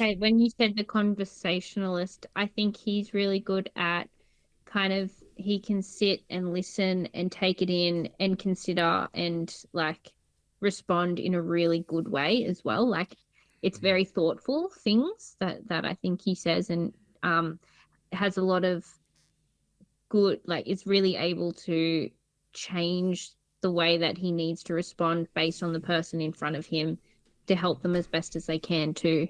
And know like how they respond best, because some ladies need more TLC and some ladies need more like, it's this way, just do it, like straight to the point. So I think when you say conversationalist, it's like, yeah, he's just good at processing that for sure. I wonder how good I am at that. I'll find out with Troy then. You'll have fun. You'll have fun. I think I will. I think I do all right. I think I do all right with conversations. Time to promote yourself. Where can we find you? So my Instagram is Sami_livestrong. Because the whole thing I've said is like everything in the world is fixed by just being stronger, in my opinion, physically, mentally, everything. So yeah, Sami_livestrong. I'm on Instagram, Facebook, TikTok, YouTube. If anyone ever has coaching inquiries or if they want to know more or have any questions, just shoot me a message on DM. Shoot me a message on Instagram is my best point of contact for sure. Well, I just want to say thank you. Thanks for having me. I think it's been a great conversation. I hope so. So do I. We'll find out. No, it We'll find out. It was good. It was good. Thank you so much. No, thanks for having me.